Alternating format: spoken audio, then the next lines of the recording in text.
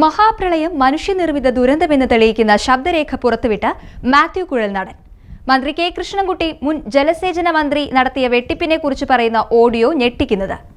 Audio തന്റേതല്ലെന്ന് Krishnankutty. JDS group പോര് മുഖ്യമന്ത്രിക്കും LDFനും പുതിയ തലവേദന.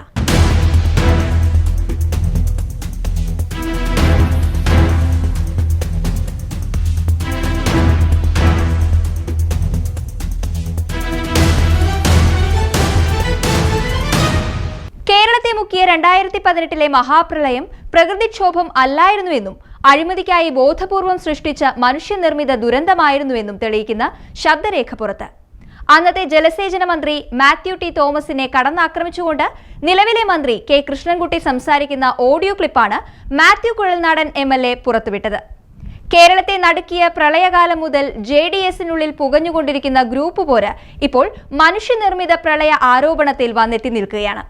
2018 മാത്യു ടി തോമസ് ജലസേചന മന്ത്രിയായിരുന്ന കാലത്ത് തുടങ്ങിയ തർക്കങ്ങൾക്കൊടുവിൽ ദേശീയ അധ്യക്ഷൻ ദേവഗൌഡ ഇടപെട്ടാണ് അദ്ദേഹത്തെ മാറ്റി K കൃഷ്ണൻകുട്ടിയെ മന്ത്രിയാക്കിയത്.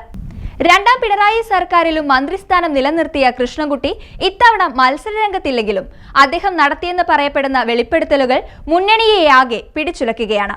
Thottappally spillway executive engineer തുറക്കണമെന്ന് ആവശ്യപ്പെട്ടെങ്കിലും തുറക്കേണ്ടെന്ന് മാത്യു ടി തോമസ് പറഞ്ഞുവെന്നാണ് ശബ്ദരേഖയിൽ വെളിപ്പെടുന്നത്.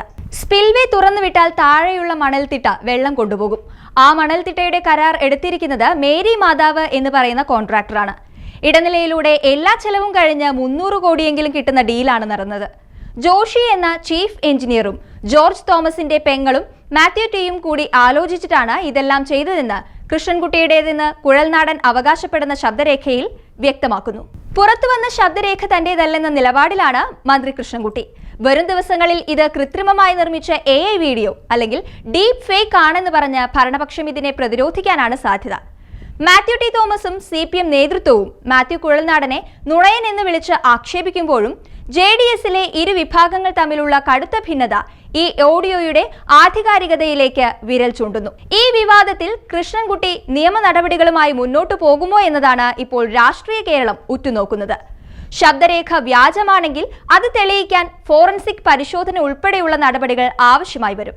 എന്നാൽ പാർട്ടിക്കുള്ളിലെ ആഭ്യന്തര കലഹങ്ങൾക്കിടയിൽ ഇത്തരമൊരു നിയമ പോരാട്ടം ദോഷം ചെയ്യുമോ എന്ന ആശങ്കയും JDSനുണ്ട്. മാത്യു ടി തോമസ് തിരുവല്ലയിൽ വോട്ട് തേടുമ്പോഴും സ്വന്തം പാർട്ടിയിലെ മറ്റൊരു മന്ത്രിയുടെ പേരിൽ വന്ന ഈ ആരോപണം വലിയ തിരിച്ചടിയാണ് നൽകുന്നത്. മാത്യു കുഴൽനാടൻ പുറത്തുവിടുന്ന തെളിവുകളെല്ലാം കെട്ടിച്ചമച്ചതാണെന്നും തിരഞ്ഞെടുപ്പ് ലക്ഷ്യം വെച്ചുള്ള ഗൂഢാലോചനയാണെന്നുമാണ് CPM ആരോപിക്കുന്നത്. എന്നാൽ പ്രളയകാലത്തെ ഡാം മാനേജ്മെന്റിലെ പാളിച്ചകൾ JDS ഗ്രൂപ്പ് പോരിനിടയിൽ കൃഷ്ണൻകുട്ടി ആയുധമാക്കിയിരുന്നോ എന്ന ചോദ്യം പ്രസക്തമാണ്. ഇനിയൊരു പ്രളയം ആവർത്തിക്കാതിരിക്കാൻ ഇത്തരം സത്യങ്ങൾ പുറത്തു കൊണ്ടുവരേണ്ടത് അത്യാവശ്യമാണെന്നും കുഴൽനാടന്റെ വെളിപ്പെടുത്തൽ വരും ദിവസങ്ങളിൽ കൂടുതൽ ആഞ്ഞടിക്കുമെന്നും രാഷ്ട്രീയ നിരീക്ഷകർ വിലയിരുത്തുന്നു. മുഖ്യമന്ത്രിയുമായി അടുത്ത ബന്ധമുള്ള മാത്യു ടി തോമസ് ഇത്തവണ തിരുവല്ലയിലെ LDF സ്ഥാനാർത്ഥിയാണ്. തിരഞ്ഞെടുപ്പ് പ്രചരണം അവസാന ഘട്ടത്തിലെത്തി നിൽക്കെ സ്വന്തം മുന്നണിയിലെ മന്ത്രി തന്നെ അദ്ദേഹത്തിനെതിരെ അഴിമതി ആരോപണം ഉന്നയിച്ചത് സ്ഥാനാർത്ഥിയെയും മുന്നണിയെയും ഒരുപോലെ വെട്ടിലാക്കി. ജലസേചന വകുപ്പിൽ നടന്ന കാര്യങ്ങളിൽ തനിക്ക് കൃത്യമായ ബോധ്യമുണ്ടെന്നും അഴിമതി മൂടിവെക്കാനാണ് എല്ലാവരും ശ്രമിക്കുന്നതെന്നും കൃഷ്ണൻകുട്ടി ആവർത്തിക്കുന്നുണ്ട്.